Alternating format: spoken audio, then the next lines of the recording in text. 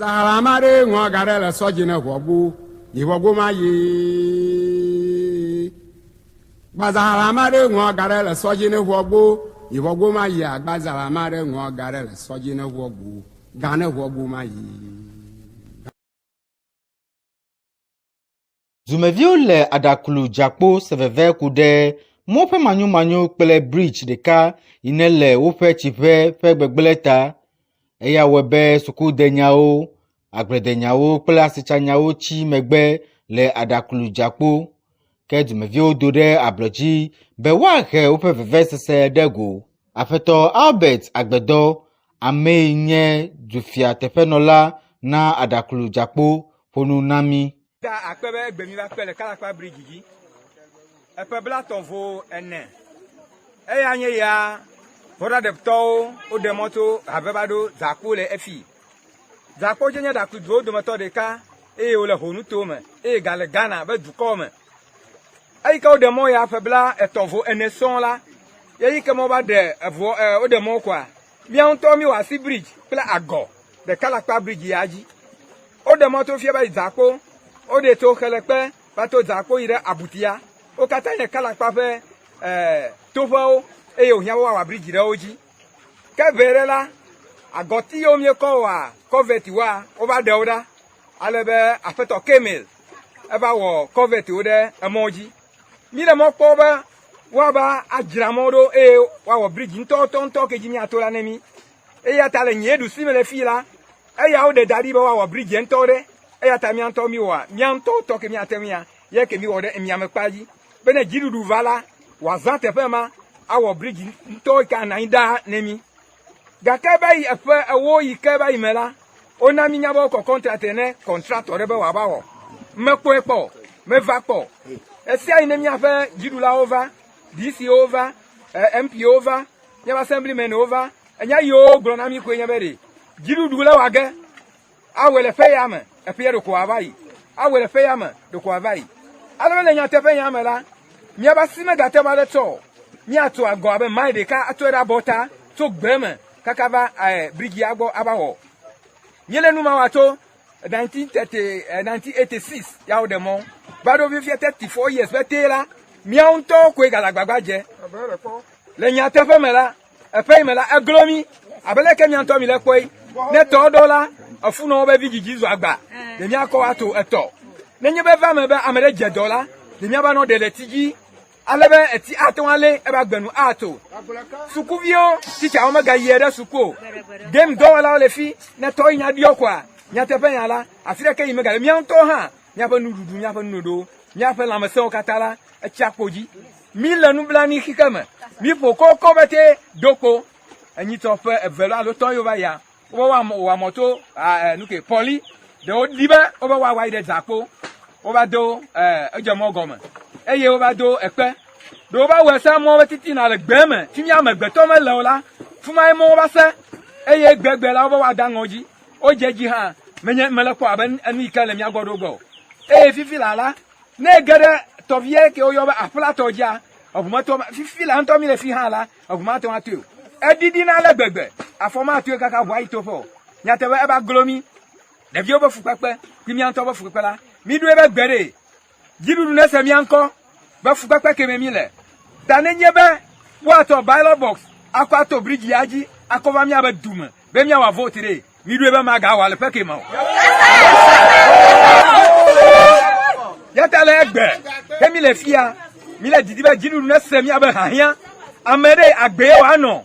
ape our vote amagbe wa no ape jidudu re aduji abe kolola ene da kene ya omele mo nye be mi abagbe ano dodore kalakpa bridge gile fi ape mi ano vote wa re egbe mi le globe ku ke o ba wumi eye mi abagbe la mele tenu o jidudu ne se mi abagbe ne ba wana re bridge e mi afi ne nye vote e bare ya to wa wene ya ne gbeda sikela asinye ko ma to ko ne mi ba do fifiela dolele dera ya kai kamila bridge ke kwafia nenye jirudo ga na mo bo wa ga suku jela nyom ya viola o mena suku igbo ala ekoro agba kaka jiru na mse mi abegbe to gbeji ne de mi a chele ha me ya mi abegbe dasi so po nuto atinya ya ba zuku ke ala na nenye ba oto la ho oto le bana nova kwa etie ba do kwa ezo agbanawo amere wo mako tie nto kra no ba do to no we wa fo kra ma geremo ta azuku ya le gbegbebe nu fialawo edo la de fiare ika wo do le mi agole fiala kala pa bridge ya ta edo meto ye ginere Tumevi aɖewo hã na woƒe gbedasi. Because a mock is an enemy to Tom Lion, Tibetela, Neo Japo, the football, and no lion, Tibeteva, I can meow Yalamela, they can't call a lion show. Let me do to Miami to Coque, because Richie Yata, and say, you never tell me what I thought, never tell me, meow me, never tell me like I feel like you do. I can meow Yalamana, I put you to a future dollar to Camela, none of football budget, let them have your dollar to go down, but I don't want to tell them, you have to be Koja. That's all I'm here to never talk when I say that. I can this year, I'm because you are telling me the best let us see like people because Zamila that never more than this year my judge maybe my judge because they will be there ever grow never put a grow that this year let me tell but if they all vote my coach about because we know them just to never get them all me le papa let me check to me tell me like father that them just go for the great year let me and I to va ke wa mi le mi ape mo kelele di enye mo kande nemi kaka jidu do mele otro de moko ela apemi aba ya pe me kurachela do ne echike jala matama vayo de ke kurama vayo o le mi abebleji le moji be yu wa to nemi ah onde kemele ji yo keke bere le fila e fu no ma le keke de kota ke me mi aba chuchu mele tepe crowd ami le kuku de bede menye be politics wa mi le fio bede no ba wa mo na mi o ka no po bede ndele jojo no cho no dafo bede na ele jidudu jide wa nwe kimi mi ajeyu me mi awe mi apetede mi akpongo yi anya kekele asinye ole mi agbo le fila enya be asichara menyo mele fi oto le fi ye asile mo ifiela ne mi le dromela ne echi jawedola kemi anyo no mi je fupe abenyela mejira kutu la sigame maketo lebe echi jawedola ne chi efediola ne me imoji tanu la me va chi ewo do space ye nyono e ma chi do eti mare male ni maduma ami ebetela ne meton jagba force ti ba do akome fela tam dola echi adio akutua chia seme keke ton keke ne ni ma vunu lejo kaka maila avopio la ba kutu etinuye konu mapetela ena baba sala be me ina kejebi just kaba na no adewu akova seme afia ba no lopu gbesigbera de amoma no anyita leyebe enyel me fi kran me nya chipupo tane chieke dio na nyima ko so heavy de kuku nebe na plom ko chotoyo la kenyo no pete agbera seme obuma va gbomo ne tanke wa va kaka mi ajochela okwa be gaseke ye gawo kaka na dola asisi ni opetechela overflow la figugu ojo ke afupepe mala esela mi no ade krudule gbome tami le koko fune government mi le koko devela na kpomi agbo no ko ne mi jagore le ya government ejichere no ko kemi ne na vote crash ne America pele feature America mi chabo vote de e wona de tami le koko de ne mi le koko fun ne afu no le juome afu ano du kaka no do fi mi momelo echikamo leke mi awo fu no ma toto amenu veve le jakpo juko ya legbe mi amenu veve onyola legbe ni mi avino dola maga no juko ya mi avano popo le fi ya aka amenu veve ta bi mi avio bo school yi ne zigade ne mo yo teacher awuke me le school yi gawa oba ti edio yo ma to ava yo pack re to nu yo ma pamereke wa polo yo akochoto kaka evinye ya kwala ncho me believe. What is your name? Abe mama, I'm full. Oh, believe, check a wallet. Make believe. Come, mama, I'm going. Nyadzɔdzɔwo. If you want ele from one gakela, no kobe to so la, no bro de vio, teacher me gale vava. Let me yo obe yo ma to achoto. Let me yo obe ti no mele juomo. Ke de never je pure water. Akọ darogbo. Ba bi we mi le fi le pure water ma je gbese agbere. Le ke mi wa no mi avio school fees ke. Ano agbale play konu mala evanye jivenemi tami kokko fune government ebede mi de kuku ne na kpami anya kanu fole fi kurachere mega chomoji gbagban keto eti obiore nunye de meti station do hezandoi agbate chovi mawe over asichichire onye la gba ekpoloji le fi mo ya de ka lo bridge kele enye eku nemi pete le dukele le me edila evi pour me de sede bude ka komi do gasi aga ma fe yede ho lenye be go me kurache evinye de so moto kia etie bio ba mfoko so agbala egede to me bele moto opete fomanya chifufu ne menya ma wie vanu nya ode amenyo nanyo ntinya ne ti to maji akale Yesu tama udem nenye be etie heduo kemi agba emi akona aka ku vire no daka kotokumi plevo kono aka ku apia ko choto ela be no wane no mako atie ji chere ele dididi amere kama to tous les filles kaka va do togo dola afo ki afo le koyone ayengba ne etiku grave elo kele grave le ntare e vena fonto de mi ano wa vire apia to wa tutori ayida sime e bo suku fiyan ne mako mi ano ji driba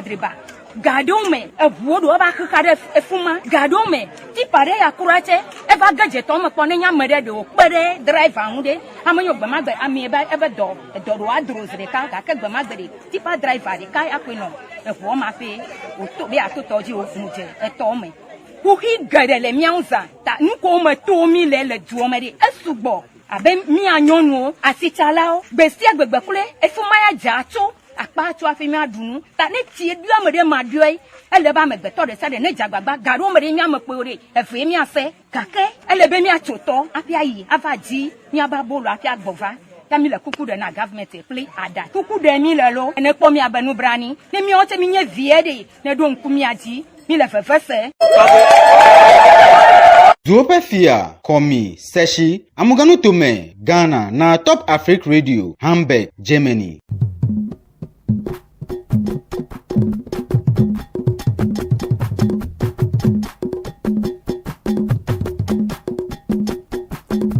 Ororio.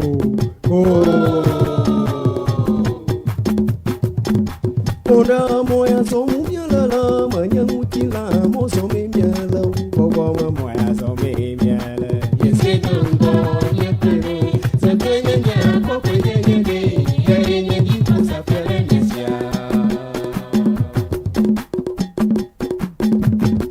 Ora moya so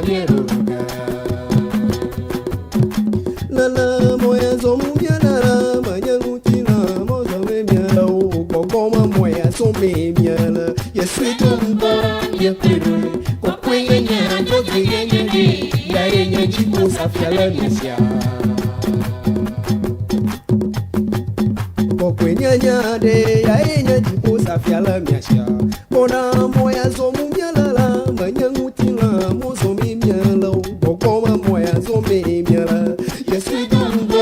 yepero